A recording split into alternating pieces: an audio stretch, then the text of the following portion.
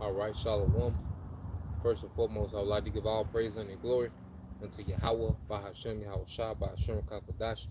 Double honors unto the apostles and the elders of GMS who rule well, teach well, being great examples for his younger brothers, and peace and blessing and salutation. Hopefully, they got there pushing his word in truth and in sincerity across the four winds in the name of Yahweh, Bahashem, Yahweh Shah, pushing to get up out of here. Shalom to the hopefully the believers, the listeners, whom have came back to the obedience of the scriptures through faith in Yahweh, Bahashem, Yahweh Shah. Just want to go on the quick lesson, rolling in the spirit, dealing with a bitter end, okay? A bitter end and a sweet beginning, all right? Because as we have come to understand prophecy more and more, we understand that the current people that are in rulership are Esau, Edom, the Edomites, okay? And it's prophesied that they will be the end of the world, which is the end of an age, okay? The end of the age of the Gentiles ruling in the earth. Okay, Esau Edom is the last heathen that will have a rulership in the earth. Okay, and it's going to be a bitter end. It's going to be through a lot of violence. It's going to be through famines. Okay, it's going to be through pestilence. It's going to be through war. All right, we're coming to the baddest sign that the earth has ever seen. And that's going to be the end of this man's empire. Matter of fact, let's just get some scriptures. Okay, and this is why prophecy should be at the forefront, of the doctrine, man. What's to come, what's happening in real time as we speak, what's getting ready to happen. You know, this is what we came into the truth to get prepared for the end of this man's age, man. Okay, in the beginning of our age, man. Okay, this is Second Ezra 6:9. It says, "For Esau is the end of the world." Now that doesn't mean the whole world is just going to implode, it's going to blow up and not exist anymore. No, it just means it's the end of his age, the end of his time, the end of his era. Okay, just like on a small scale, you had the disco era. Okay, you had the hippie era. Okay, you had the cross color era. You know, with those eras eventually ended. Well, Esau, his rulership is likened into an era, into an age. All right, and his age is getting ready to end. Okay, so Esau is the end of the age of the heathen. Okay, it says, "For Esau is the end of the world, and Jacob is the beginning of it that followeth, man. And our beginning, all right, has no end. The rulership of Israel has no end. Okay, that's why it's gonna be a sweet beginning because it's everlasting, man. Okay, and let's just get some more precept dealing with prophecy. We're going through that. Okay, let's get that in the book of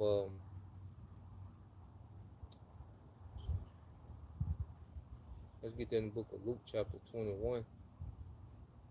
Okay, going straight to the point. It's the book of Luke chapter 21 verse uh 24. It says, "And they shall fall by the edge of the sword," and they is speaking of Israel. Okay, and we will fall by the sword of the Romans. Okay, 70 AD. The invasion, all right, of Rome. Okay, upon Judea. The destruction of the temple, the exile, of the Jews. Okay, our people that was in the land at that time. A lot of our people was crucified or sold into captivity, or they fled into the interiors of Africa, man. Okay, and it says, "And they shall fall by the edge of the sword, and shall be led away captive into all nations, and Jerusalem shall be trodden down of the Gentiles until the time of the Gentiles be fulfilled." Okay, we're in that time, and this speaking of the actual Gentiles, the heathens. Okay, because a lot of times in the New Testament, the Gentiles will be referred to Israelite foreigners. Okay, but in this context, it's referring to actual heathens, man. Okay, and that last heathen will be Esau Edom, which the scripture, all right, name that he will be the end of the world, which is the end of this age that Yahweh Shai was speaking of when Jerusalem will be trodden down. Okay, this Lord will make the Lord is going to make a bitter end to Jerusalem. I mean, a bitter end to Esau, and he's going to establish his people, man. Okay, let's get that in Ezekiel 36. All right, just rolling in the spirit, you know. It's Ezekiel 36. And I'll start at let me see, Ezekiel 36 and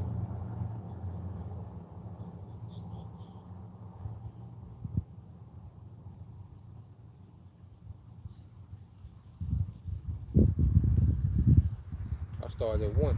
This is Ezekiel 36 and 1. It says, "Also, thou son of man, prophesy unto the mountains of Israel, and say, Ye mountains of Israel, hear the word of the Lord, Yahweh Bashem Al Shai.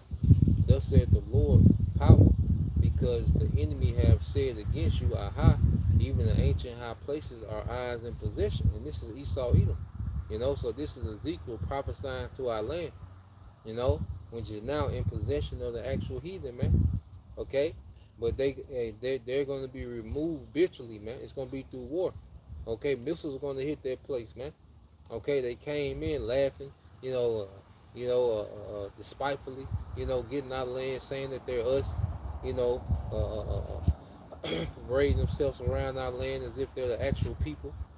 Okay? Rejoicing, all right, and our downfall, and them being able to, portray us, man. But guess what? They're going to go out bitterly, man. Okay? And we're going to come in with rejoicing, man. All right? He said, "Therefore prophesy and say, Thus saith the Lord power, because they have made you desolate and swallowed you up on every on every side, all right, that ye might be a possession unto the residue of the heathen. And ye are taken up in the lips of talkers and the infamy of the people." Okay? Because they have made the land of Israel infamous, man. And infamous means to be famous for wickedness, man. All right? To be famous for evil. And Esau, Edom in our land, they have made our land infamous, man. Okay? They put a bad name, okay? They put a bad reputation on our name, man. Okay? Them portraying us, man, because all they do is wickedness, man. Okay? So you keep reading. It said, "Therefore, ye mountains of Israel, hear the word of the Lord.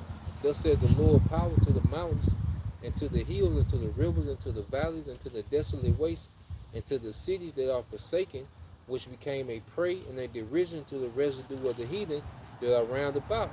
Therefore, thus says, he said, Therefore, thus said the Lord, power, surely in the fire of my jealousy have I spoken against the residue of the heathen, and against all Idumea, and which have appointed my land into their possession with the joy of their heart and despiteful mind to cast it out for a joy." Okay? So the Lord is going to speak to them in the fire of his jealousy, man. And this is going to be in this third world war, and also through Yahweh Shai and the chariots, man. It's going to be a bitter end for these devils, man. Okay? But a sweet beginning for us, man. These devils finna go out in a very gruesome way, man. The Lord is finna open up on Esau Edom. He's finna make a statement with this devil, man. Okay? That's why he allowed this man, to become so proud, so mighty, in his technology and his witchcraft. The Lord allowed all that, man, so the Lord can bring this man to a bitter end. Okay? And this is what we coming into, man. And just like El Yashawama said, man, we gotta speak on the end of this place more, man. This place has to be stopped. The earth is suffering under this rulership, man. That's why the time got to be cut short. This man's rulership got to be cut short, or no flesh will make it, man. Okay? And this man's getting ready to come to that bitter end that's prophesied in the scriptures, man. Okay? Verse uh verse 6, it said, "Prophesy therefore concerning the land of Israel, and say unto the mountains, to the hills, and to the rivers, Thus said the Lord power, Behold, I have spoken in my jealousy and in my fury, because ye have borne the shame of the heathen. Therefore, thus said the Lord power, I have lifted up my hand. Surely the heathen that are round about you shall bear their shame." How is he lifting up his hand? Through Yahweh Shai. Okay? Also, the prophets being raised up to speak against this place, man. That's the Lord. That's the beginning of him lifting his hand, man. But ultimately, it's going to be Yahweh Shai, which is the right hand of the Heavenly Father. Okay? And then and guess what? He's putting his fury on Yahweh Shai to come and judge, man. Okay? It's going to be bitter for you devils, man. Okay? It said, "Therefore, thus said the Lord power, I have lifted up my hand. Surely the heathen that are round about you, they shall bear their shame." Yeah, because it's going to be found out they're not the people. They're just gonna be found out that they have no power. Okay, the Lord's gonna show through action that they are not the chosen people, man. You know, he's gonna show in action, all right, that these people have been lying, man. The scriptures say, your enemy shall be found liars unto you, man. Okay? Verse 8 it says, but ye, O mountains of Israel, ye shall shoot forth your branches and yield forth, it says, and yield your fruit to my people of Israel, for they are at hand to come. So it speaks about his destruction, but then it speaks about our beginning, that we are at hand to come. And this is our sweet beginning. Okay, we're going to be restored. First, we're going to be changed into immortals. Okay, that's that sweet beginning. Like you're going to have we're going to have a beginning but no end. Okay, that's the Lord taking, putting His glory on us, because part of the Lord's glory is that He's immortal, He's eternal. You know, now He's the only one that doesn't have a beginning. Okay, but He's going to give us a portion of His glory, and we're not going to have an end, just as He doesn't have an end. Okay, so that's going to be a sweet beginning, man. And we're going to get to enjoy everything in the earth. And this prophecy is proof that we're going to be here in these bodies, in these extraterrestrial bodies, and enjoy the earth, man. That's why I said the land shall yield forth its fruit. Because if we were just going to be beings in the spiritual realm, just floating around, we wouldn't need the earth to give forth its strength or forth its fruit. Okay? But the Lord is going to have the earth to bring forth an abundance, especially in our land, because we're going to be there in the earth as immortals, man, enjoying the earth, man, enjoying family again, man. Men enjoying their wives, wives enjoying their husbands, parents enjoying their children. Okay? Being in rulership, righteousness flourishing, man. Animals being restored to order, man. Okay? Peace, okay, taking over the earth, man. Okay? This is going to be that sweet beginning. All right? And it says, but ye, O mountains of Israel, you shall shoot forth your branches and yield your fruit to my people of Israel, for they are in hand to come. For behold, I am for you, and will turn unto you, and ye shall be tilled and sown. And I will multiply men upon you, and all the house of Israel, even all of it, and the city shall be inhabited, all right, and the way shall be builded, and I will multiply upon you man and beast, and they shall increase and bring fruit, and I will sell you after your old estates, and I will do better unto you than at your beginning, and ye shall know that I am the Lord Yahweh Bashem Shai. Okay? So the Lord is going to establish us back in that land. Okay? That land is going to be cleansed. That fire is going to cleanse that land, and it's going to be built up from the foundation, okay, with precious stones, gold, okay? Livestock is going to be plentiful. Fruit is going to be plentiful. The resources is going to be plentiful, man. Okay? We'll have unlimited everything, man. Okay? Because the garments and the clothing we're going to wear is going to be, it's going to go back to that cotton. It's going to go back to the silks, the linen. All those things are natural resources, and the earth is going to give those things in abundance, man. And we're going to get the choice of those things, man. Okay, it's going to be the heathen's responsibility to make the resources, all right, ready and available for us, man. Okay, in abundance. Okay, and this is this is our sweet beginning that we're coming into, man. Okay, but this Esau's bitter end. Let's get that in Baruch. Okay, we'll get that in the book of Baruch. Yeah, man, it's time for Babylon to fall. It's time for Esau, this beast system, to be stopped. Okay, it's time for these elites to go into slavery, and it's time for Yahweh Shah to establish the throne of David in the earth, man. This is where we at with it. Everything else is BS. Everything else is just something to do in the meantime. Okay, if someone's you listen to someone and they're telling you that they're, you know, your teacher, and they're not speaking about this, the throne of David being established, okay, and the thrones of the wicked Esau, Edom, being rooted up. If that's not their talking points, man, okay, ain't nothing else to speak on. Okay, that should be the focal point of the ministry, man. All right. So you go here to the book of Baruch, chapter 4, um, and I'll start at 28.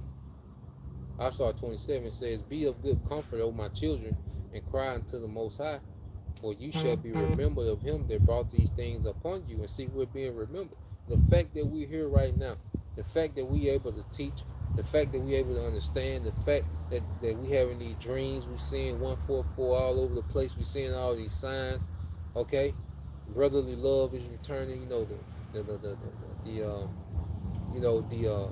the relationship between man and woman is being mended, like everything is being restored, okay? And it's gonna be fully complete, when we're changed, man.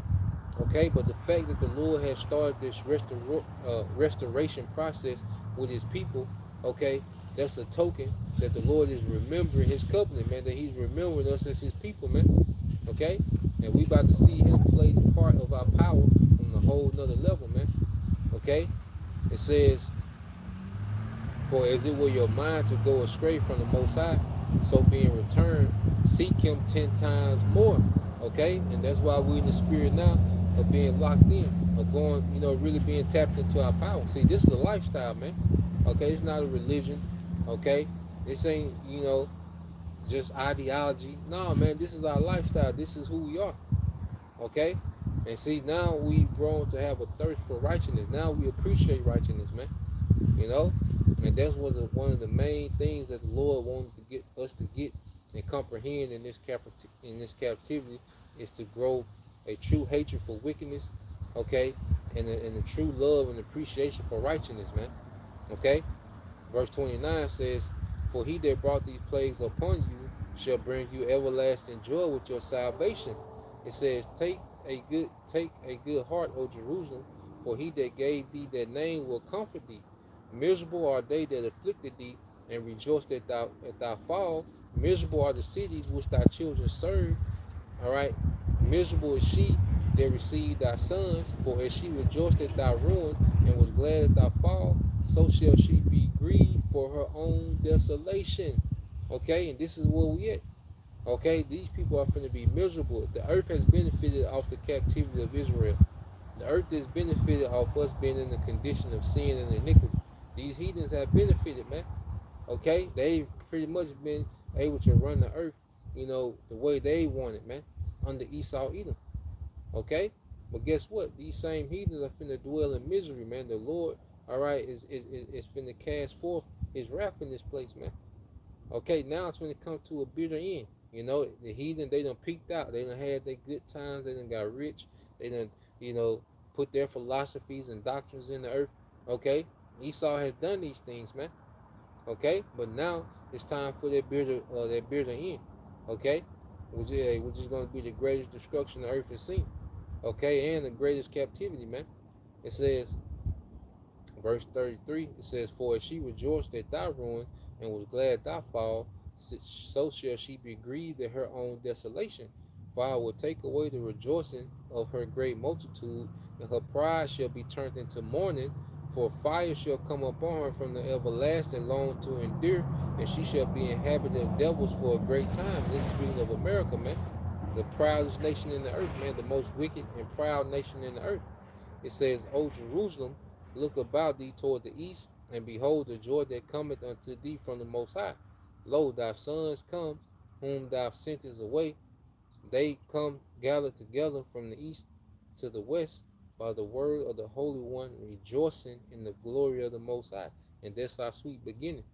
You know, we're going to come back to our land and rejoice, man. Just imagine the feel, because like our spirits have, this connection to that land. We've lived in that land many reincarnations, man.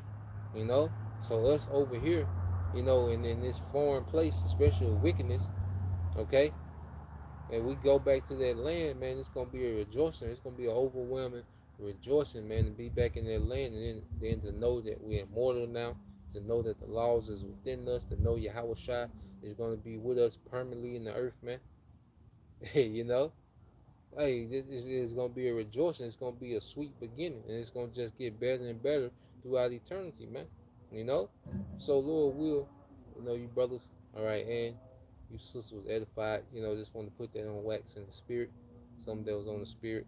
So, the next time, say Shalom, Kwame Yashala, Abba, DTA soon. Shalom.